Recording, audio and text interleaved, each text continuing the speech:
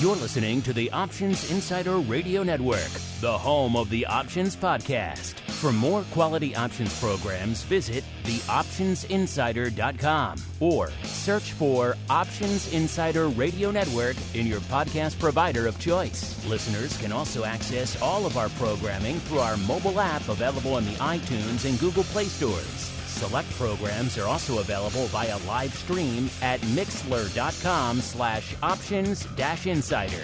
That's mixlr.com/options-insider. Don't forget to follow along with your favorite programs and submit your own questions for the hosts at twitter.com/options, stocktwits.com/options, facebook.com/theoptionsinsider, or via questions at theoptionsinsider.com.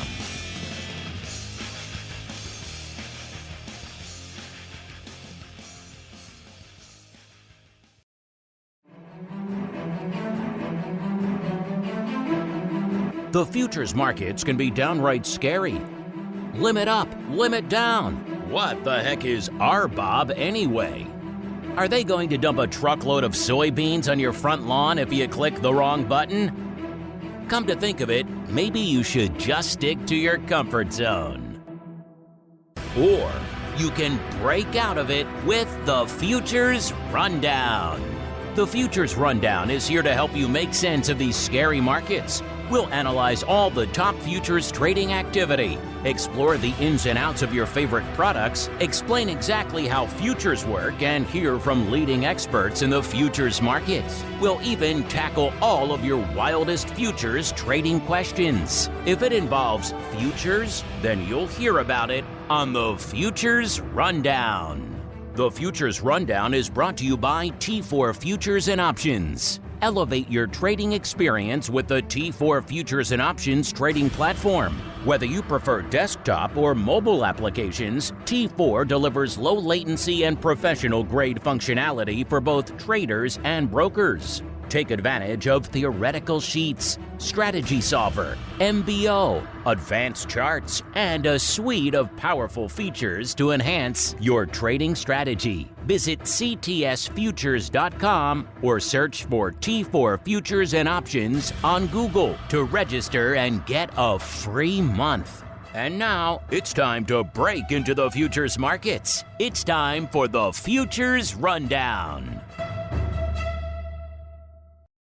All right, everybody. That music means we are back once again on the Futures Rundown, back at our usual bat time and bat channel. My name, of course, Mark Longo from theoptionsinsider.com. Currently in the middle of a triple header hitting the network out there today. Kicked it off this morning with, of course, the old Options Boot Camp, and finishing up later on after this show with an awesome pro Q&A with our good buddy, Mr. Dr. VIX, a.k.a. Russell Rhodes, tackling all your questions about all things VIX, including some VIX futures.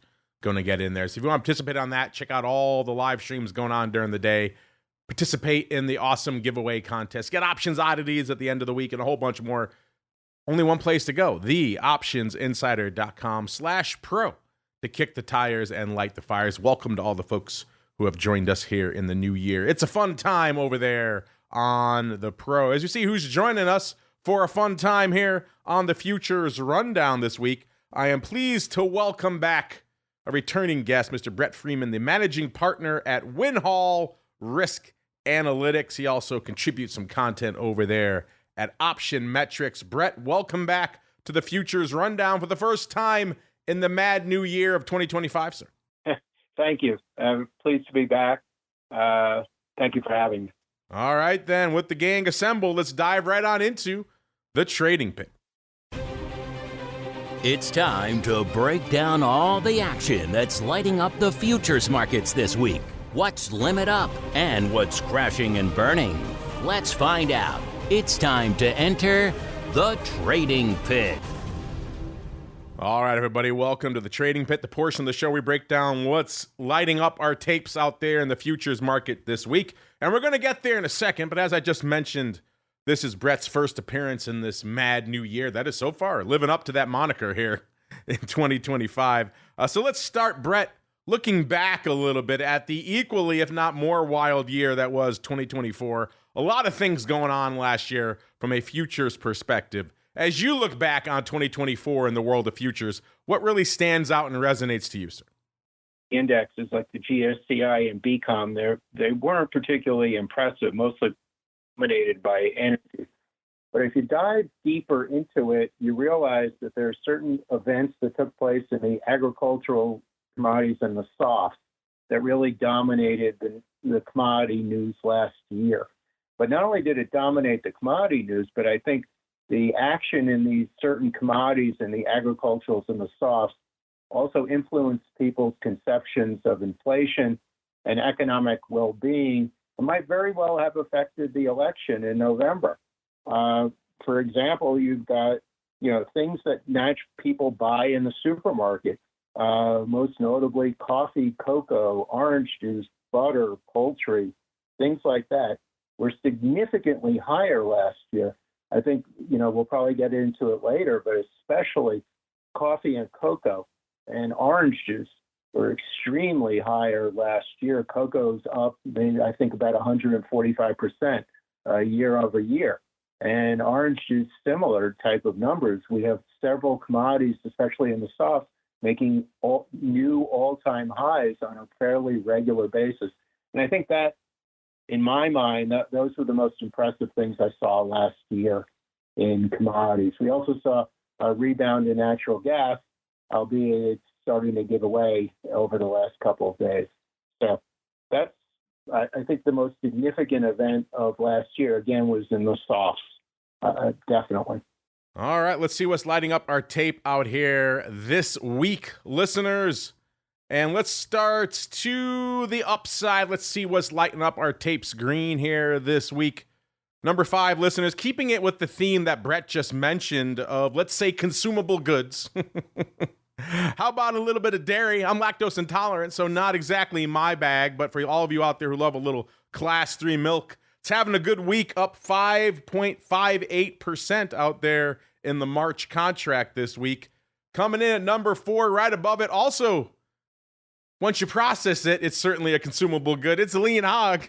The April contract up 5.79% this week. Number 3, keeping it in the realm of consumables. We're going out to what Brett was just talking about, which is coffee. Another banger, dare I say it, a robust week for coffee. The March contract up 6.9%. Number 2, another thing you could consume, whether you put it in your coffee or whether it's in pretty much every processed product we consume these days. It is sugar, in particular the number 11 variety, going out to March, up 7.05%. In fact, we have a tie for number 1, and also everything on our list this week, at least to the upside, falls into that consumable category because tied for number 1, also up 7.05% this week.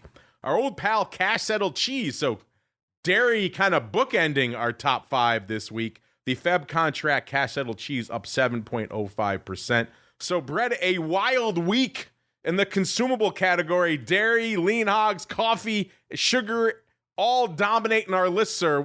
What's catching your eye amongst those? I know you've been watching coffee quite a bit. Are you a big dairy guy?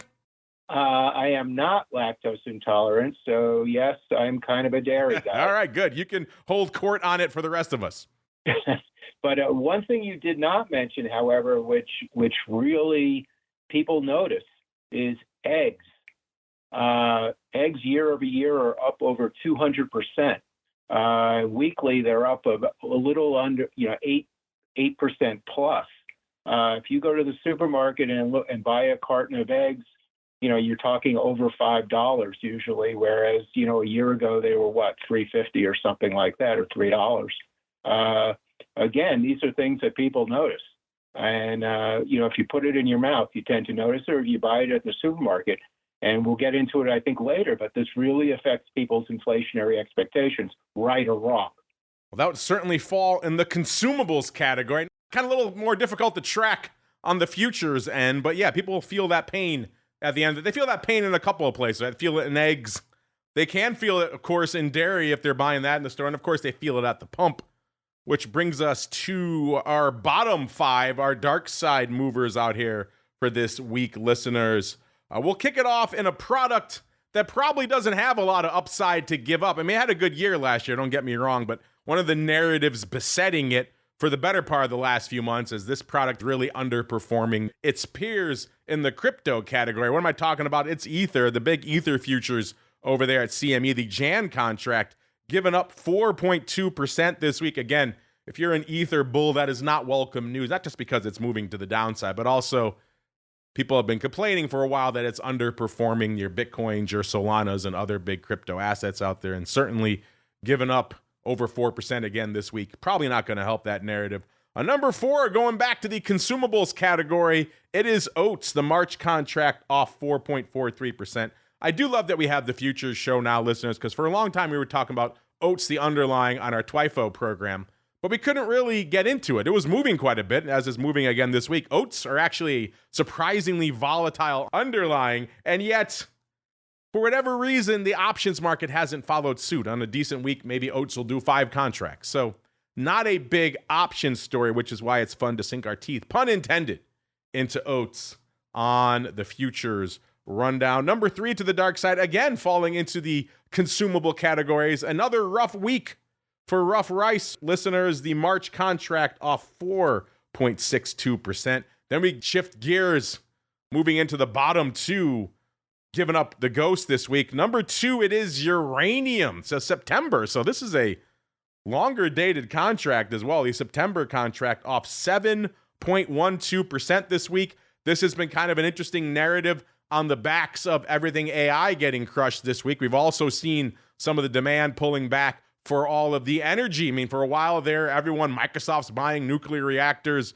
Everyone was spinning up every legacy reactor they can get their hands on just to feed these AI data centers. That was spilling over into demand for related products like uranium. Now, of course, coming down the other side, maybe, of that cliff. Certainly a big downside move this week. But the number one downside move going to the energy realm, it is nat gas, as Brett alluded to earlier.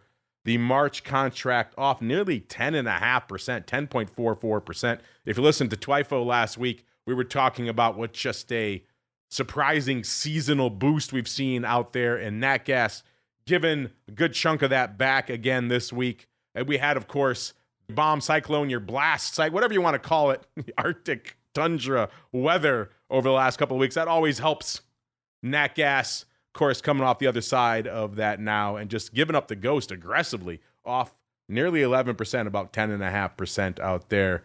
Brett, anything catching your eye in our dark side bottom 5 this week, sir? Well, interestingly, in natural gas, I mean, it's come off significantly since, for the last week or 2 weeks or so, just because of milder climate forecasts for the next couple of weeks. But it's significantly higher than it was last time at this year, when it was running roughly, 2.25, 2.20, something like that. So it is significantly higher than it was last year.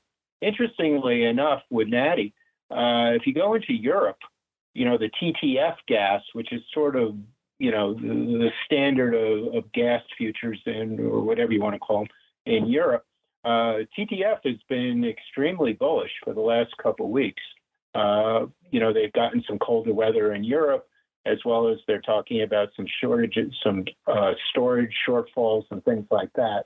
So TTF is bullish, which is going against the grain of what's been going on in the United States. But even I wouldn't, to the TTF people who are thinking that this is suddenly the greatest market in the world, I'd remind them it's trading maybe $51 a megawatt hour. During its heyday in 2022, it reached a peak of almost $340 a megawatt hour. So it's a rally in a fairly depressed market is what's been going on. But that's my, and we'll talk about uranium in a little while. I think that's another interesting thing that's been going on. Yeah, there's a lot to unpack here. Speaking of what's lighting up our tape out here, let's get out to what's dominating the volume out there today. Obviously, we're recording this on the heels of Fed Day, listeners. The Fed coming out with their decision, widely anticipated to kind of leave rates alone, but also maybe pumping the brakes on future cuts, which of course not going to go over well with the White House. So setting up for a little bit of a kerfuffle perhaps down the road on that front. So that is the environment at which we are coming to you on the show today. We'll break it down to, let's do a top 15 on the most active side today. Listen, number 15, listeners, going out to FX. It's the Canadian dollar, the March contract, 108,000 contracts on the tape there. Number 14, going out to February. In the metals, it's gold, 111,000 contracts there. Number 13, we were just talking about nat gas. The March future putting up 121,000 contracts today. Number 12, going out to rates. It's the Ultra T-Bond in March, 157,000 contracts there. Number 11, back to FX. It's the Euro 175 on the tape for the March contract as well. Number 10, to the Ags we go. It is corn, listeners, also going out to March.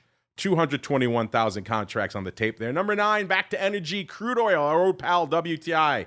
Once again, out to March, about 250,000 contracts on the tape there. Number 8, back to rates, the 30-year T-bond, also hanging out in March. In fact, I think pretty much everything else with the exception of one contract, which I will mention to you. It's all March paper, listeners. 30-year T-bond, 262,000 contracts on the tape there. Number 7, 3-month SOFR, the Dees contract. Our only non-March contract left on the board here. 298,000 contracts there. Number 6, back to the Ultra 10-year, 333,000 contracts on the tape. Followed by number 5, it's the 2-year, so back to the rates we go. 375,000 contracts on the tape. Number 4, going to equities, it's the NASDAQ E-mini. Not surprising, it's a Fed day. We've seen a little vacillation in the underlying out there today, listeners. Equity markets like a little bit of whipsaw. We're getting that today. NASDAQ E-mini, 420,000 contracts on the tape. Number 3, back to rates. It's the 5-year note, 754,000 contracts on the tape. Number 2, it's the S&P E-mini, 843,000 contracts. I should note here, we have filtered out the micros for this list. If we had the micros, there would be, actually, I think the NASDAQ micro might be topping the list today, but we all know those are kind of gumming up the contract numbers a little bit. So this list is sans micros, if you're wondering where those are, listeners. And number 1, topping the list, probably no surprise to longtime listeners of this show, or indeed just watchers of the futures market. It's the 10-year, 1.1 million contracts on the tape as of the start of the show. Brett, anything catching your eye in our most actives this week, sir? Honestly, crude oil's range trading and has been for a while now. But when it starts coming off, you start to see volume coming in. So it doesn't really surprise me that you're seeing more volume there than normal, or not significantly more, but increased volume moving down to the bottom, feels like. We don't do a lot of Fed watching here. I mean, we talk about it. Obviously, it's inescapable here on the show. But obviously, we are recording right now during Fed day as we speak. What are your thoughts on what we heard from the Fed, and more importantly, the market reaction? We are seeing a lot of red back on the screen, at least in the major equities right now, sir. Well, to me, to me, it wasn't unexpected. Again, going back to what I was just saying with looking at some of the softs, inflation is not beaten by any stretch of the imagination. So it's not, and to the lower rates at this point, I think would be inflationary. And that is one of the Fed's primary goals is to keep inflation low or non-existent. So on that basis, if you look at certain commodities, yeah, they've got a point. Again, if you're looking at certain commodities that I do, it wasn't unexpected. Let's see what's unexpected or perhaps expected as we break down what's lighting it up for the year. Remember, we were talking about this week's movers, but it is still early in the year. It's nice to see what trends are shaping up out there in the market year to date. We'll do a real quick top and bottom 5 here, listeners. Number 5 to the upside, keeping it in our consumables theme, it is corn. The March contract up nearly 8% so far this year. Number 4 and number 3, we have pretty much the same product. It's Bitcoin, the micro and the big futures up about 9.13% each. So a good year for Bitcoin. Again, feeding into that anger about ETH. Number 2, it's soybean oil. We were just talking about soybeans on the TWIFO program last week with Kevin Green. Soybean oil up 11.55% so far this year. And as we were just talking about with Brett, it's coffee so far, leading the dance to the upside year to date, up 14.3%. We just heard the numbers coming out of Starbucks this week. They weren't fantastic. Obviously, coffee going to continue to weigh on them in the future. They're going to need to figure out a way to deal with this ever escalating price of the core underlying asset of their business. You can put all the condiment bars you want. If coffee prices continue to skyrocket, it's going to be a problem for Starbucks. And then to the dark side for the year we go, listeners. Number 5, we have lithium off 4.15% so far year to date. Number 4, keeping it in dairy, it's cash-settled butter. We've been all over the place in dairy today. Cash-settled cheese, class 3 milk. Now we got cash-settled butter coming in at number 4 for the year, off nearly 5%, 4.93%. Number 3, it's Brett's favorite, it's uranium, 5.53%. Number 2 and number 1, again, we have a tie. It's the Ether Micro and the Ether Big Futures, off about 7.5%. So once again, feeding into that narrative, here's Bitcoin for the year, up nearly 10%, and ETH giving back nearly 8% for the year. So quite the dichotomy in the two leading crypto assets out there. And it's, again, adding fuel to this fire that for a long time people believed ETH was going to become the dominant force in the crypto landscape. They were looking forward to that flippening when ETH would take over from a market cap perspective to Bitcoin. These types of results make that look farther and farther away. Brett, any thoughts on what trends we're seeing year to date? And I do see popping up here to the dark side a product I know you've had your eye on for a while. You wanted to get back to, which is uranium, sir. Anything catching your eye out there as well? Well, uranium and lithium are sort of in the same jeopardy category in my brain, in that they're both sort of the energy transition, either to nuclear power or to electric vehicles. And a lot of that has just, uranium, the wind got blown out of its sails way before, this whole thing with the AI thing that happened yesterday with DeepSeek. So lithium's been coming off as well for a while because electric vehicles aren't selling. As a matter of fact, they're just not. The infrastructure's not there, et cetera, et cetera, et cetera. So for whatever reason, both of those are coming up.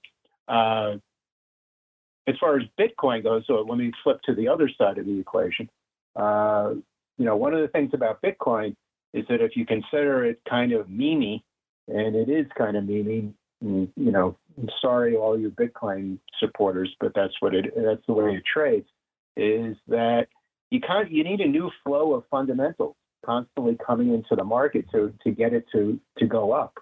And so far, since the election, we've gotten, the Trump administration is much more lax, is going to be much more lax on regulation, much more supportive of it. But that's it so far.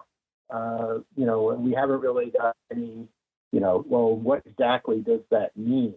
One of the things that will be coming up is, for MicroStrategy, the question of what is going to be the tax treatment of Bitcoin unrealized earnings going forward for corporations. That's a big deal. That's not getting a ton of press. So, Bitcoin, it's up, but, I'm reserving judgment on that just for the time being.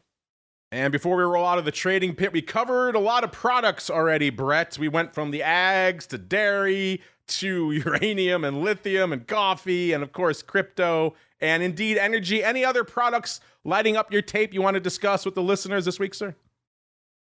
Not really. I think that the only thing I did notice from last year is, that, gold and silver, they're up on the year, but it's interesting that the attention has shifted out of the precious metals picks to other sectors.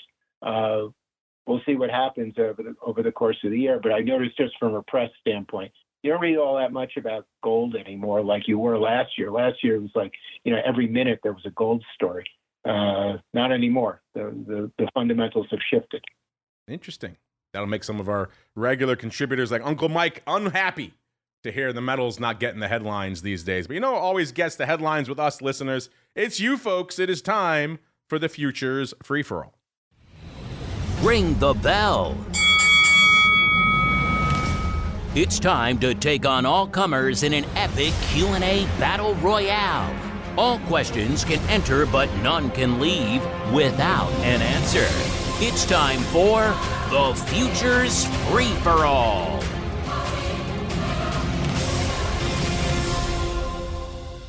All right, everybody. Welcome to the Futures Free-For-All. portion of the show where you folks get to take the reins with your questions, your comments. We also shine the light back on you with our questions of the week. Brett, I want you to start mulling as well at the end of the segment. I will ask you for your pick for where you think VIX will go out at the end of the year. I'll give you a chance to participate in our 2025 VIX Crystal Ball contest. It is already closed for everyone else, but since you're joining us late in January, I'll give you a late chance. You already have almost a month under your belt, so you have a huge advantage. But I digress. Start mulling over your VIX closing price for the year as I start running down some of our questions of the week that are dividing our audience as we speak, Brett. In fact, as we're recording this, of course, I mentioned it is Fed Day out there, listeners. But if there are two tent poles to the equity markets that have been driving this broad rally that everyone's been relishing in for the better part of the last couple of years, it is, of course, the Fed and the prospect of continued rate cuts, which they, of course, just pumped the brakes on today. But the other tent pole, some might argue the stronger tent pole, is, of course, AI and how AI is underpinning everything in the market. It will become the panacea for all the ills, not just of the market, but of the society. And as a result, endless valuation creep, endless amounts of spending have to be dedicated towards the AI category. Well, of course, along comes DeepSeek, Chinese AI startup on Monday, claiming to have created a model that rivals ChatGPT for only $6 million using things like AWS and finding intelligent and very clever end runs around some of the export restrictions out there, kind of just undercutting a lot of the assumptions that have driven the market and indeed names like NVIDIA ever higher for the last few years. So that raised a lot of questions. We saw an aggressive sell-off in the market on Monday, bit of a rally yesterday, and then, of course, bit of a sell-off again today on the heels of the Fed and continued questions about the AI sector, which caused us to ask you folks, again, the ultimate arbiters of all things at the end of the day, is DeepSeek the canary in the coal mine for the end of the AI boom? Quite simply, do you think the S&P 500 will close positive on the year as a result of this news? And part two, we also asked you, do you think NVIDIA will close positive on the year? So, Brett, we're getting outside the futures realm for NVIDIA, obviously, a little bit, but I'm curious your thoughts on the broad equities and indeed the S&P 500 and the impact or perhaps lack thereof of this whole DeepSeek kerfuffle. What is your vote in our poll? You think the S&P will close positive on the year? And then B, what do you think our audience is voting for, sir? I don't know what the audience is voting for. But I think, just based on historical price trends, I would have to say that the S&P will close higher. It's fairly rare that the S&P closes lower on the year. But let me address something with DeepSeek, because I was thinking about this yesterday. I was at a dinner party on Sunday, and there were two people talking about AI, and they're kind of in the semi-PE business. And they were talking about how they're getting involved. And these are PE people that have no connection to AI whatsoever. And I was thinking to myself, this trade's getting a little crowded when these people are talking about, setting up data warehouses and things like that, and, et cetera, et cetera, et cetera. And sure enough, the next day, DeepSeek comes along, which has to be, in my career at least, one of the fastest fundamentals to hit the market I've ever seen. So no one even heard about it on Friday, and suddenly on Monday, it's gigantic news. And I've got, given that I've celebrated my 9th birthday, I will tell you that if they did this for $5.6 million, I have some bridges to sell you. There's no way that they did it for $5.6 million. And sure enough, today you're seeing press reports indicating exactly that they fudged the numbers and, that they didn't include all sorts of things. So I'm skeptical of their accounting, and I'm skeptical of their performance gains, quite frankly. NVIDIA and the U.S. people that are developing these things aren't idiots. I'm sure that if they could be developing it a lot cheaper, they probably would be, because you sell a lot more of them, maybe. But in general, though, I don't see it as bad news. I see it as bad news possibly for NVIDIA, but I don't see it as bad news for the market in general. If AI is cheaper, it's going to be applied a lot more, and there'll be new companies entering the field. To me, this is like, capitalism at its finest.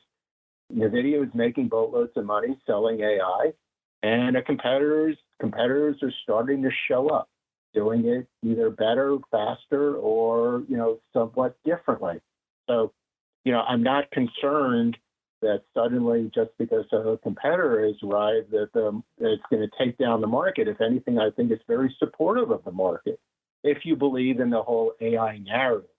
So far, for me at least, the only thing I see that AI, when you try to pin down people on exactly what is AI going to do for you or do for anyone, you hear a lot of generalities, but you don't really hear very specific cases. So that's my general feeling on the market, that it's supportive. Whether the AI fundamental will last through the end of the year is an open question for me, given the amount of attention it's had. I'm virtually sure something new will strike the market before the end of the year, and people tend to put AI on the back burner or something like that. What will it be? I don't know. But I'd be surprised if it's still cooking by December 2025. Interesting. Moving AI to the back burner. That would be an impressive trend, whatever could do that. Everyone's been so obsessed. What's interesting? It's that, a couple of weeks ago, they came out with some news about some quantum computing, real advancements in quantum computing, and they're always fast to say it's 10 to 15 years away. But, there's two developments in technology, fusion reactors and quantum computing, that are very, very significant, if not as significant or more significant than AI ever will be.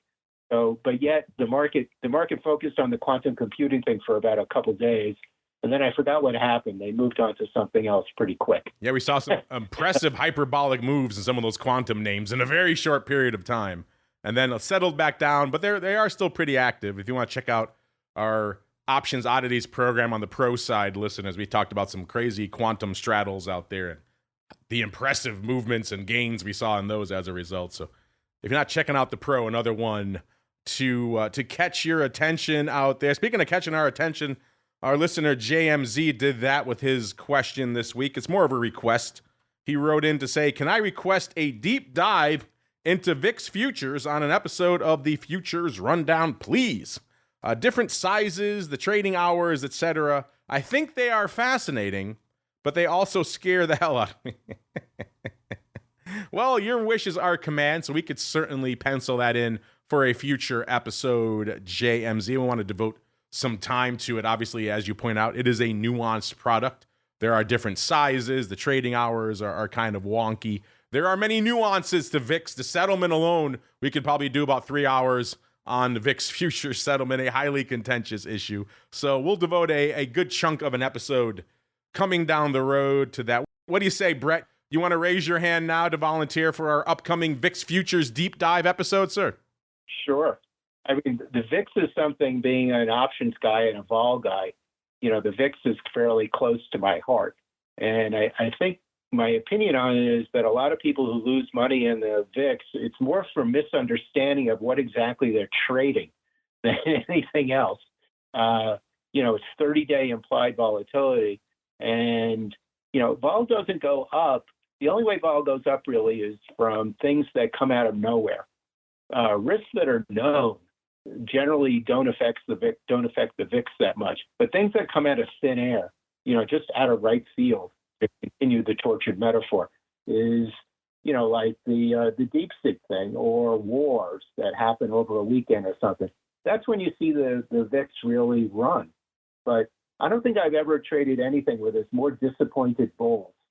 And they're constantly thinking that, this thing is going to pop. And yet, it's fairly rare that the VIX gets over 30 or gets over 40 or any of the projections that people are hoping for. And if they do get above there, generally it calms down pretty quick. So the VIX is kind of a sleeper. Most of the time it's just sitting in a fairly tight range if things are normal. But when it senses that something's abnormal, it will pop. But the abnormality, the VIX has to convince itself that the abnormality will last longer than just a couple days. And so that's why he tends to pop and then come off, which disappoints the hell out of people. And again, I think it's just that there's a misunderstanding as to what they're trading.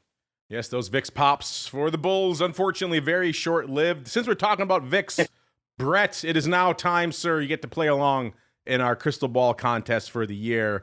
Where do you think VIX cash will close at the end of the year, December 31st, sir? I would say I'll give you, off the top of my head, 16.5. How's that? 16.5. Interesting. Good guess. Our audience has gone about a third of them saying it was going to close north of 20. So they're looking for a rock'em sock'em year when it comes to volatility. All right.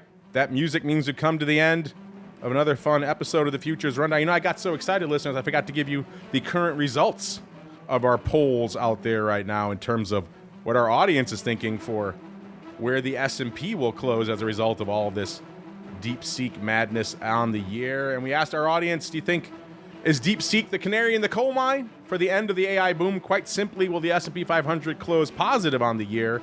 And exactly 50% of you say no right now. 31.6% say yes. 13.2% say you don't care, you're out there slinging vol anyway. 5.3% say you're slinging crypto, so you don't care. Interesting stuff. And as a related question, we also asked about NVIDIA. Kind of a surprising, and I would say diametrically opposite answer. They're saying, we asked you, will NVIDIA close positive on the year? And 68.1% of you said yes. 31.9% saying no right now. Kind of interesting. Kind of hard to foresee a scenario where the S&P is up and NVIDIA is down aggressively on the year. But hey, that's what our audience is calling for. If you agree, if you disagree, get over there at Options right now, listeners. It'll be over there on the Twitter for you to make your voice heard in both of these highly contentious questions of the week.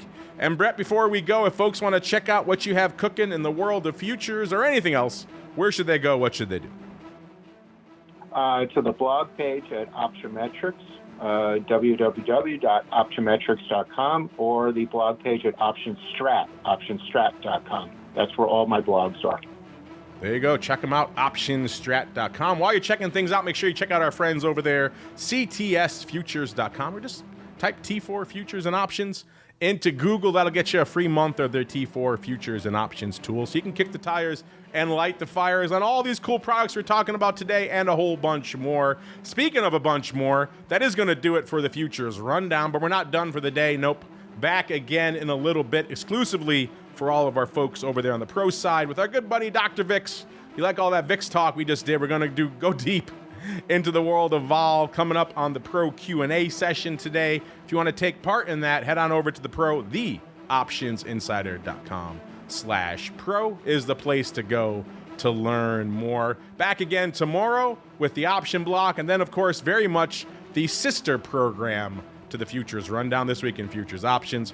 Friday, of course, back again to talk vol on volatility views, and then one final time for all of our pro members, we're back to hold court on all the wild trades of the week on Options Oddities. Then we're back again next week, all the way through to another episode of the Futures Rundown. Stay safe out there, everybody.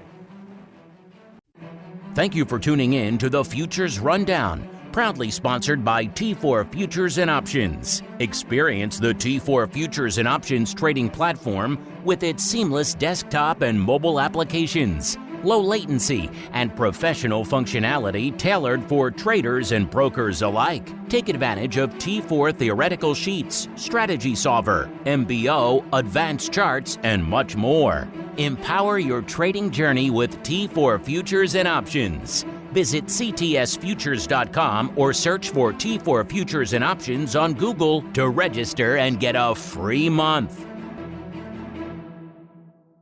You're listening to the Options Insider Radio Network, the home of the Options Podcast. For more quality options programs, visit theoptionsinsider.com or search for Options Insider Radio Network in your podcast provider of choice. Listeners can also access all of our programming through our mobile app available in the iTunes and Google Play stores. select programs are also available via live stream at mixlr.com/options-insider.